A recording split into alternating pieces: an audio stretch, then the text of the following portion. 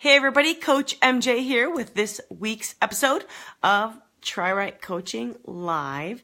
Thank you so much. My name is Coach MJ Gasik. I am a professional triathlon coach here to share with you a little bit about how to improve your triathlon training and racing. Every week I come here at 7 p.m. Central Time to talk about some topic that will be relevant to you and your training and racing this season. Hey Lisa, thank you so much for hopping in. Hey Susie. So I'm going to make this short and sweet. I say that every week, right? But this week I have foster puppies. And you may hear them cry at some point during this broadcast. So I'm going to try and make this fast. So, hey Jim, hey Nora, hey Candace. Thank you guys so much for hopping in. It's a little crooked, right? It's a little crooked. The lighting gets a little different this time of year, so you can see like the sun is coming up on that top of that TriRight. Anyway, hey Nora, hey Charlene, you guys, thank you. Hey Val, hey Eric, you guys, thanks so much for hopping in. All right, let's get right into it. Top 5 mistakes that triathletes make, and the reason I want to cover this is so that you don't make these mistakes this year or ever in your training and racing, all right? So number 1 is to try something new.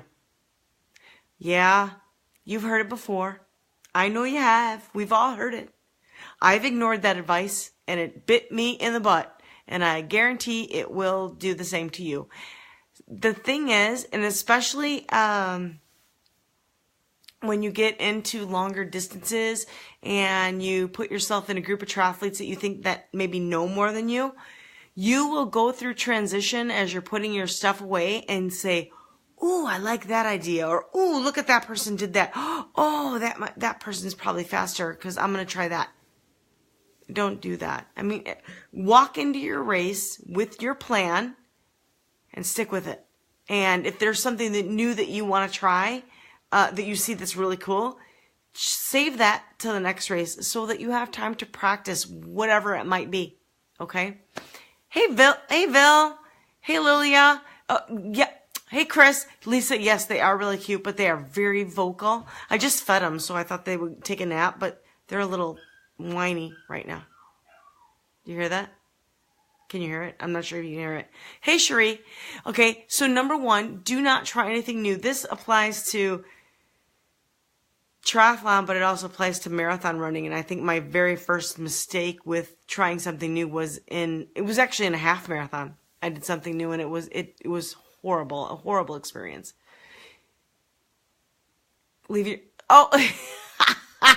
Kevin, you crack me up, dude. That's funny. Okay. So, you can do that if you want. I'm not saying anybody will follow you, but you can do that. Okay, so don't try anything new. All right, anything that you want to try, make sure you try it prior to the race day. If you hear or see something new, like the day before, like when you're setting up transition, save it. Save it for the next race that you do. Okay, number 2 is not knowing the rules. And a lot of us are guilty of that. We think we know. But there are, I should have wrote the website down. I didn't, but maybe if someone could do it. I think it's, I don't know. It's USATriathlon.org, and it might be like /rules. But there are a lot of rules that you guys should just know. Rules pertaining to litter on the course, drafting. The biggest one, and whenever I do a transition clinic, I talk about it, is that you can put your helmet on, like in transition, you can put your helmet on, but, do you hear that? But until you clip the helmet on, you can't take that bike off the rack. If the bike, I warned you, if the bike is off the rack and you don't have your helmet clipped, that's a penalty. And sometimes they can DQ you. Oh, here's another one. If you're caught riding your bike the day before or the morning of the race, like I've seen so many triathletes do this. They ride their bike to transition without the helmet on, or it's on and it's not clipped. You guys, if a USAT official sees you like that, they can not just penalize you, even if it's the day before the race, they can disqualify you. And it's just a safety feature, you guys. You know, if you're going to be on your bike, put your helmet on, clip it, all right? If you're just walking your bike, you're okay. But as soon as you get on that bike and you start riding, that helmet needs to be on and clipped. Hey, Kayla. Kayla, it was so nice to meet you yesterday. That is so awesome. And, anybody who's on Team TriRight, Kayla was wondering if she should join the team. So I think y'all should let her know that she should. She's won a race before. She's taken first in her age group. She's trying for nationals this year. She's going to try and do that. I think she said Leon's. So, we would definitely welcome her. Muncie on the you've seen people DQ there. Yeah, right, Kevin? Like, you guys, it's not that hard. If you're riding your bike, put your helmet on and clip it. It's not that hard. You're not too cool for that. Okay. Day before, really? Yeah. See, Chris, you just don't do it. Okay. I've fallen off my bike many times. One of the most painful and one of the worst times I've fallen, I was only on a recovery ride on a trail with shade and leaves, and the leaves and shade covered like a little stump, a little stick or whatever. And my front tire hit it. I lost control of the bike and I went down. And I thought I broke my collarbone. I was only doing like 10 or 12 miles an hour. I was not going fast. I thought I broke my collarbone. My helmet hit the ground. Had I not had my helmet on, you guys, I probably would have been seriously injured. So it doesn't really matter. Even if you're just going to test ride around your block, put the helmet on. Hey, Judy. Welcome. Hey, Jackie. Thank you, Kevin. I appreciate that. Okay, so number 2 is not knowing the rules. There's no reason for it, you guys. Some races actually will take the list of the top 10 violations from USAT and put it in your goodie bag, which I thought was always helpful. But if they don't, that doesn't mean that you shouldn't know the rules. Just get on USATriathlon.org and read the rules. Okay, read the rules, know them, live them, love them. Those are your rules. Follow them or pay the price. That's all I can tell you. All right, number 3, not practicing transitions. Transitions, you guys, are like free time. Your time definitely counts during them, and you can, I'm not going to go into my story because I tell it all the time. I'm not going into my story about how transitions have helped take me from, here to here, right? Because I just practiced them. And I practiced them. And I'm not kidding. So here's what I did. It was my very first year of triathlon. And I didn't really know what I was up against. I read stuff. I heard stuff. My friends told me a lot of things. I didn't really have any friends at the time that were doing triathlons that lived close to me because I was swimming with a team over, about a half-hour drive. So nobody was going to come over and practice with me. So I put my bike in my garage, and I have a pool in my backyard, and I set up transition in my garage. I didn't have a rack or anything. I just set my bike up against, the wall, and I set my things out, and I went into my pool, and I would swim for like 5 minutes, okay? And then I would get out, and sometimes I'd do it with a wetsuit, and sometimes I wouldn't, because you have to practice getting out of the wetsuit. You don't have to practice getting in it, right? Which is harder, I think. Because they're not timing you when you're getting into your wetsuit, which I've seen lots of people struggle, myself included. They're not timing that, so who cares? But they're timing you when you get out of that wetsuit. And so you have to learn when you get out of the water to start stripping off that wetsuit as you're running. And by the time you get to your transition, your arms should be free. It should be down about your waist. You don't want to put it really any lower unless you take the whole thing off and run with it, which I have done at the Chicago Triathlon. But, and I would get to my bike, and I would finish taking the wetsuit off, throw my stuff down. I would put my helmet on. I'd put my shoes and clip in and ride around the block. I didn't know anything about dismount line. I didn't know that yet. Ride around the block, run my bike up to the garage, and then run around the block. My neighbors would be like, she's crazy. What is she doing? But it didn't matter. I don't care what they thought.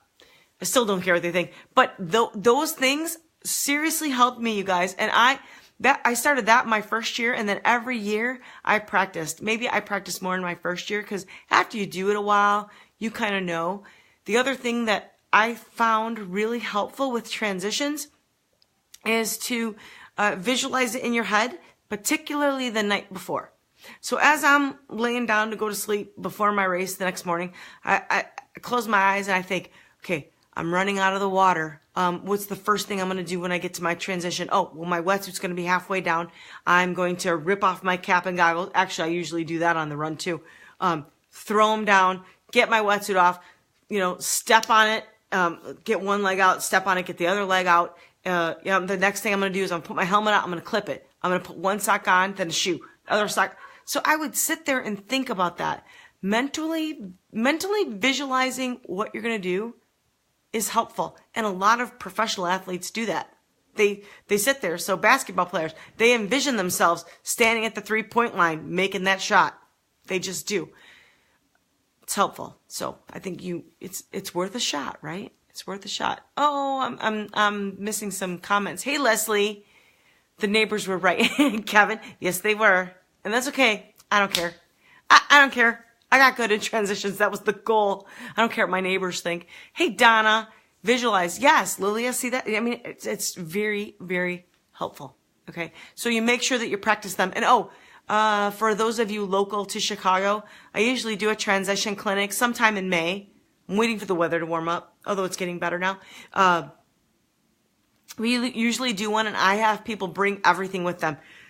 Swim stuff, bike stuff, run stuff, because I will talk about it, we'll have a demonstration, and then I give people an opportunity to practice it. You really can't have enough practice doing that. If you're going to be awake the night before, you might as well be doing something productive. Kevin, you're right on. You're right on, dude. Okay, number 4 is hydrating too little or too much. And I think a lot of people hydrate actually too much. When you're talking about a sprint triathlon, you don't really need a lot. You have to go on, well, there's a few things you have to think about. How you're hydrated before the race, not just the morning of, but the day before. That carries over, right? How you're hydrated the morning of, you got to make sure that you're drinking constantly from the time you get up, but not too much that you're, in the bathroom every 10 minutes, right? But then you also don't want to do too much. You have to have a combination of water and, I would say, sports drink, some kind of electrolyte replacement. And I won't mention any products because I've used a ton. I don't really have a favorite anymore. But if you're only going to race a sprint, okay, case in point, and I don't think Jim's even on this video, but there was a time a few years back when he was trying to win his age, I think it was with age group, or it was just to beat one particular person. And it was a duathlon. It wasn't a triathlon. It was a duathlon. It was run, bike, run. And we were trying to give him every advantage, every second, because it could come down to that, right? It could come down to a second where he would beat this guy. I was like, take your water bottle cage off and don't even take water. He's like, on your bike. He's like, what are you talking about? I'm like, you don't have time to be taking a drink. It's an 11-mile bike ride. You should be done with that pretty fast. You don't need to take a drink. Take it on your run. Don't take it at all. Take it at the end of the race. The whole race was less than an hour. Okay? The whole race was less than an hour. So, just little things like that. And I'm not saying everybody needs to think that way, but my point in saying that is that you don't need to have water for a 13-mile bike ride. I probably wouldn't even put a water bottle on my bike. I would just hear my babies. Anybody want to adopt a dog? I have 2 puppies. But you probably don't even need that. The same thing with like workouts. Anything less than an hour, unless it's super hot or you're going super intense, you don't need anything more than water. Just water. Anything more than that, more intense or a longer duration, you probably need some kind of sports drink, replenishment for yourself. So let me think. Too little. I think that's the minority. People drink too little. That's on the minority. I might be one of those because I've done races where at the end, you know the P test. Everybody knows the P test, right? Okay. If you go to the bathroom after the race and your pee is apple juice color, you're dehydrated. If it's lemonade color, you're fully hydrated. Okay. That might sound rude, crass, whatever, but it's the rule, and it works. But there have been some races where afterwards, I've been the apple juice color. Oh, I was dehydrated. Well, you know what? I'm going to replenish after. But you just want to make sure that you have to change it based on your conditions, based on your intensity. If I'm just going out to just chill, run a half marathon at just kind of a nice, chill, easy pace, I need less hydration than as if it was hotter out, or if I was going more, if I was putting out more effort. Hey, Katie, Chardonnay colored. What color is Chardonnay? I don't drink wine. I said lemonade, right? That's what you're talking about. All right, last one, you guys. Not knowing the race course. Who here? Oh, you know what?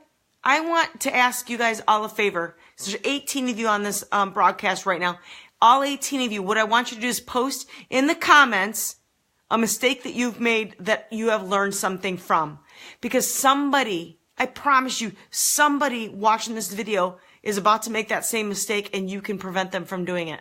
Okay? So if you can just post in the comments what your mistake was, what you learned the most from, I think that would be really helpful for this group. So number 5 then, not knowing the race course. I have done that 2 times. It really kind of hurt me.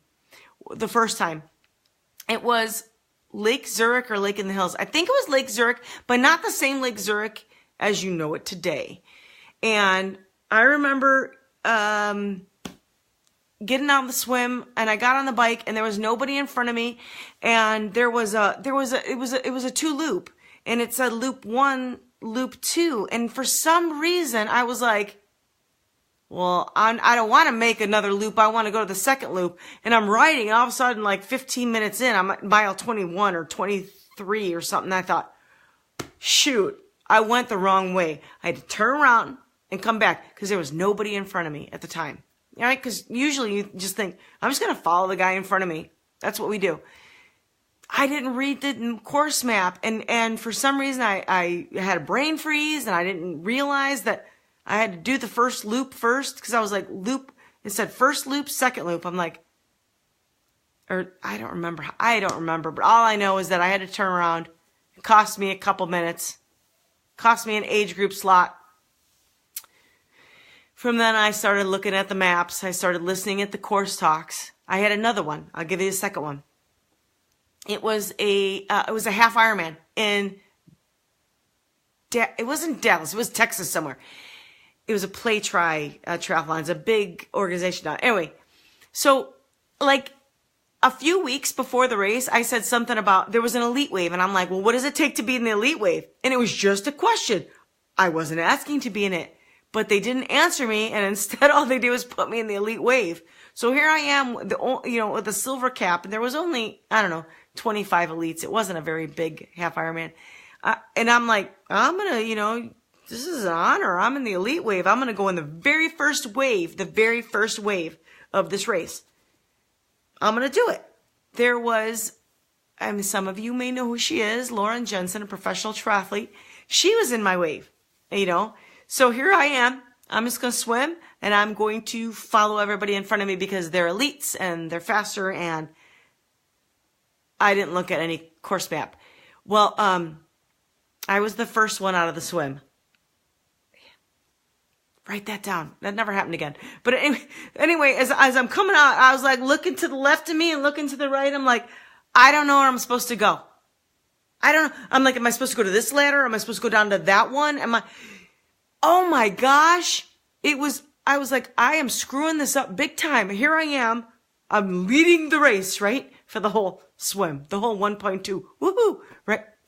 I got passed on my way out of the swim to transition, just FYI. But, I'm like, where am I supposed to swim? I stop and I'm looking around and people are yelling at me.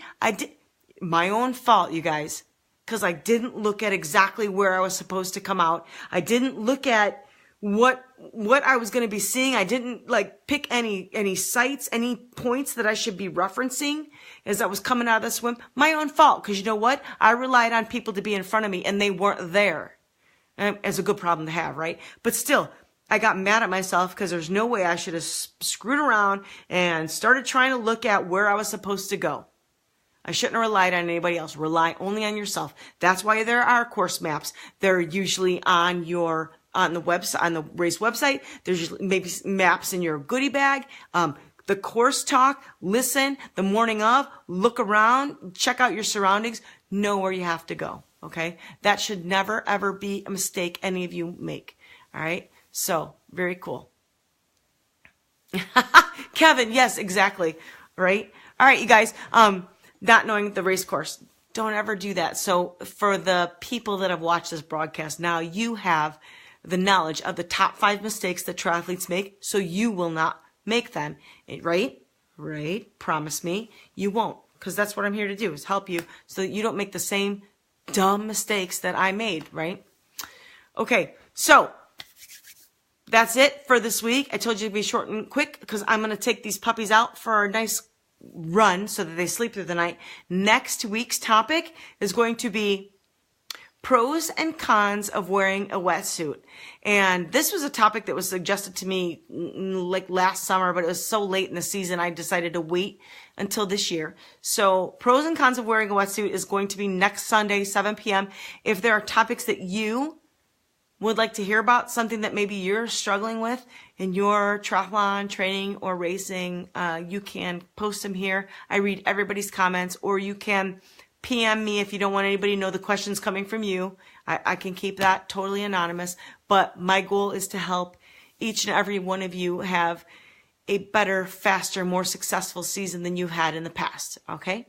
So thank you guys so much for watching. I appreciate it. Share this video with anybody you think might be able to use a little bit of this information. Again, for those of you that are experienced triathletes, I'm asking you to post in the comments a mistake that you made in your triathlon training or racing that you think someone can benefit. You never know who's going to watch this video, is going to learn a little something from you and be better for it. So you're paying it forward. All right.